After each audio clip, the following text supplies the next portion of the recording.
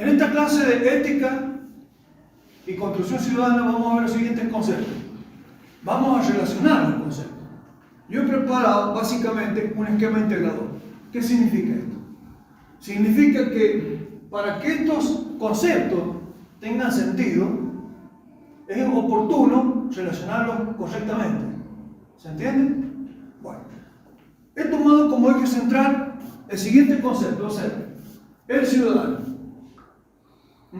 Este concepto tiene una raíz latina, porque viene de cives, o sea, del latín, ciudadano traducido al castellano. Si nosotros tomamos este concepto desde el punto de vista de origen griego, vamos a decir que es el político. O sea que hay una equivalencia entre lo que es el concepto de político al de ciudadano. Sin embargo, se suele escuchar generalmente que estos dos conceptos se presentan como opuestos, sin embargo son exactamente lo mismo. ¿Por qué? Porque parecería en una primera instancia que el concepto de lo que es político se relaciona con los partidos políticos. En cambio, cuando hablamos de ciudadano, hace referencia al habitante. No es así, es un verdadero error. Puesto que todos somos políticos, porque todos somos ciudadanos. De igual manera, a la inversa. Bien, ¿por qué decimos ciudadano? ¿El ciudadano dónde está? ¿Dónde se sitúa el ciudadano? ¿Hay un lugar determinado donde se ubique él? ¿Alguien dice que es ciudadano? En principio, desde el punto de vista ético, es decir, desde el punto de vista de la filosofía, hablamos de ciudadano porque está situado en el mundo. Tiene un lugar específico, ocupa un lugar. Y porque ocupa un lugar es que es sujeto de derecho. De lo contrario, estaría deambulando de un lugar a otro. No tendría un espacio específico, un lugar donde relacionarse concretamente. Es decir, que porque ocupa un lugar también es político, porque hace referencia a un factor que lo vincula a la convivencia y a los ciudadanos entre sí. La particularidad de estar en el mundo hoy es que es un mundo que está globalizado. Hay una diferencia entre el ciudadano de la edad media y de la edad antigua respecto al ciudadano de la edad moderna y contemporánea. Y evidentemente hoy se nota y se acentúa mucho más esto. ¿Por qué? Porque ¿qué significa estar en un mundo globalizado o de globalización?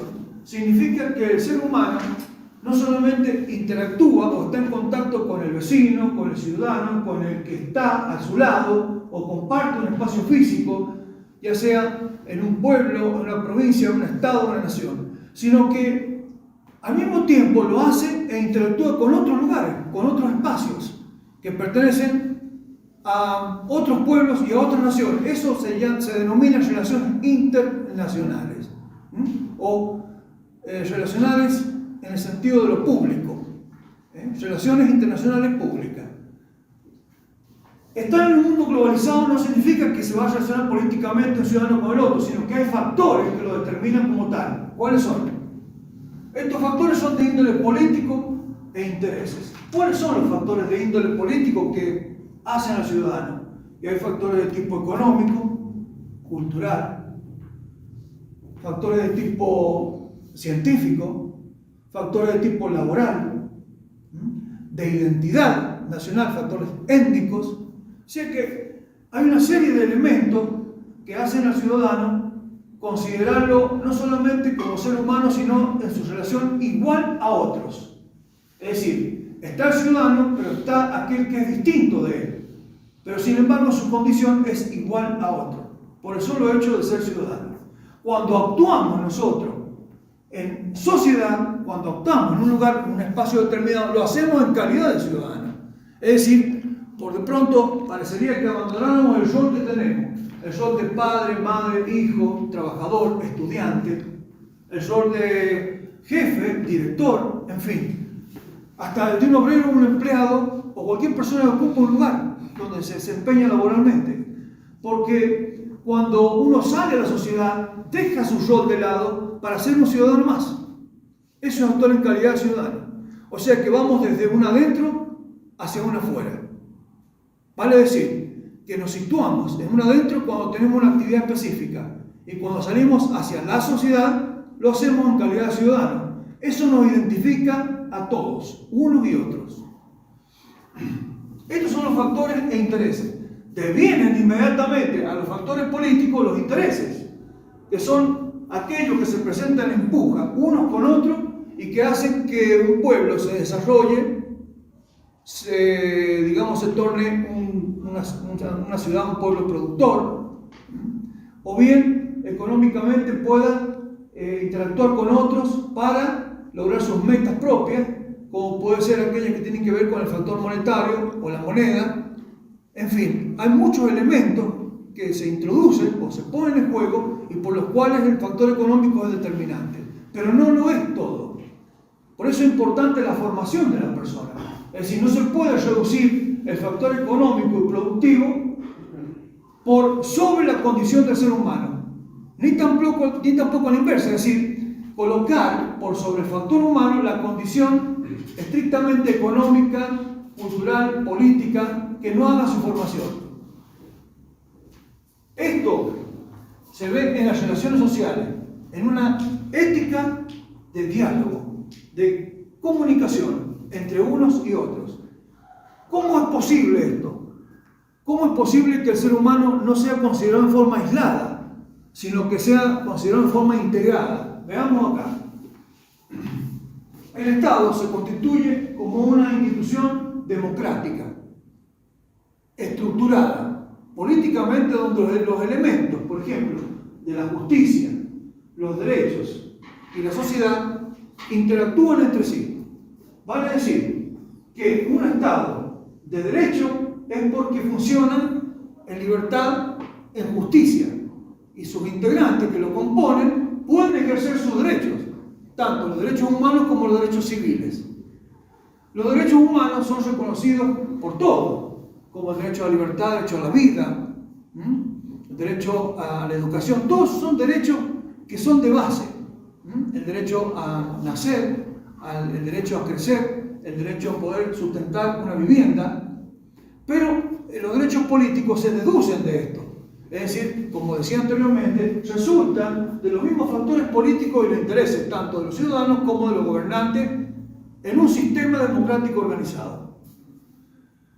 La base y los pilares en que esto se apoya es la sociedad. Como específicamente representante de esa digamos, comuna departamental, tienen lo que se denominan políticas públicas, es decir, acciones de gobierno que son de interés de todos. O sea que no puede haber acciones e intereses de gobierno que sean totalmente distintas o contrarias a las que se realizan en un departamento como las que se realizan en una provincia o una nación. Las tres están en relación inmediata, solamente que el campo de ejercicio es mayor, medio o menor, según estemos hablando de la nación, de la provincia o de un estado departamental como el municipio. En este caso, nosotros pertenecemos al municipio departamental de Rawson. Toda la participación que tiene el ciudadano, lo habíamos dicho que lo hace en calidad de ciudadano, no lo hace en forma aislada, sino lo hace a través de agrupaciones. Y en estas agrupaciones sociales conocemos la base fundamental de toda ella, que es la familia. Es decir, no existe agrupación que supere a la familia, porque la base del Estado, constituido legalmente, es la familia. Simplemente que se organiza políticamente y jerárquicamente a los efectos de cumplir con los postulados democráticos de la Constitución, que es elegir a sus representantes por el solo hecho de que no todos podemos gobernar, sino que el pueblo lo hace a través de las representaciones y mediante el voto de aquellas personas que han sido electas. Bien, pero nadie elige en qué familia nacer. Esa es la base de toda constitución de un pueblo. Es decir, si la constitución es la base del país, la ley fundamental, la constitución y base del país es la familia. En ese sentido, vamos a decir que es la primera agrupación social. Luego existen otras agrupaciones. Agrupaciones sindicales, laborales, agrupaciones comerciales, empresariales, agrupaciones educativas, agrupaciones productivas, de la industria, el comercio, en fin. Todas estas agrupaciones sociales tienen su manera de representarse individual y colectivamente frente al ciudadano y como ciudadano. Es decir, por el solo hecho de pertenecer a una agrupación ciudadana determinada no significa que uno pierda la identidad, sino que justamente lo hace para poder conseguir fines y objetivos que son propios de esas agrupaciones. Es decir, los derechos que a partir de los derechos humanos se dicen como derechos civiles, que son aquellos que se quieren concretar para poder vivir socialmente con lo mínimo indispensable que le toca a todo ser humano. Particularmente nuestra sociedad actual tiene en su, digamos, estándar de vida, en su forma de vivir actualmente, un clima de tensión. Este clima de tensión no lo vive únicamente en nuestra provincia o en nuestro país, sino que se traslada a toda la vida del mundo. Este clima de tensión caracteriza hoy a la humanidad del siglo XX por diversos motivos. Uno de ellos, accidentalmente provocados por el hombre, y otros no, sobrevienen como resultado de la misma convivencia o de la misma situación climática, o en este caso, como ha ocurrido con la pandemia, o una situación que se ha expandido, ha cometido una eclosión, ¿no es cierto? O sea, se ha expandido en forma inusual hacia toda la especie humana, que es la propagación de un virus. Este virus ha significado, lamentablemente, la muerte de muchas personas y que ha tocado de cerca todas las instituciones y las ha modificado en su estándar de vida. Mientras que antes todo era presencial, ha llegado a ser actualmente virtual. Es decir, lo que no pudo lograr el ser humano en contacto con el otro, lo ha hecho a través de una manera virtual, ya sea por internet o comunicándose por otras vías que son, por ejemplo, el celular, el teléfono, en fin, otros medios. Pero este clima de tensión subsiste. Subsiste no solamente por un virus, sino por situaciones de enfrentamiento entre los pueblos.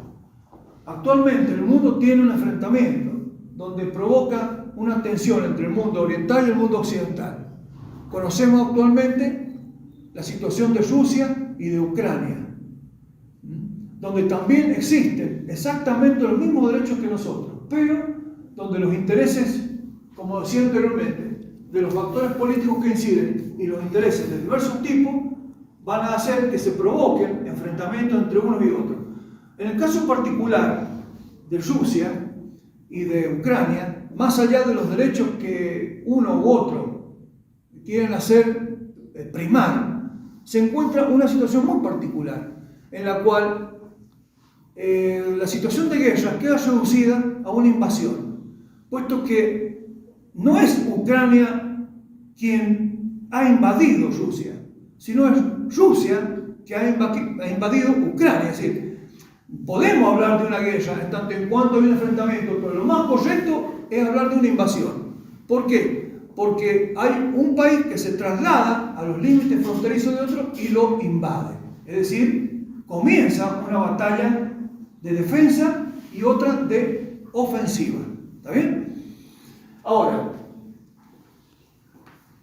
todo esto, más la pandemia, el virus, más los jóvenes en situaciones de vulnerabilidad, más las necesidades que tiene el ser humano, hace que ese clima de tensión se instituya, es decir, quede establecido y se cueste mucho salir de él. Entonces los esfuerzos que hace el ser humano por salir tienen que ver con la manera en que lo va a hacer, éticamente, es decir, a partir de la acción humana. Si la acción humana no se corresponde con lo que por derecho el ser humano tiene, ahí estamos en problemas.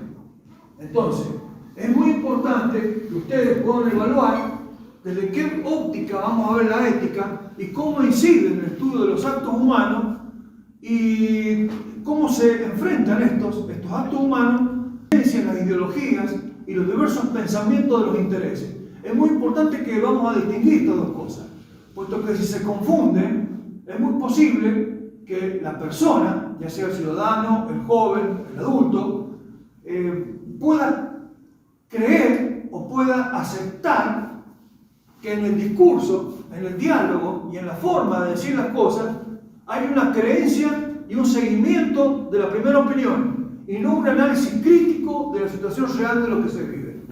Por eso es muy importante evaluar desde qué punto de vista se ubica el ser humano y qué conocimiento tiene en el discurso, no solamente lo que él habla, sino lo que escucha.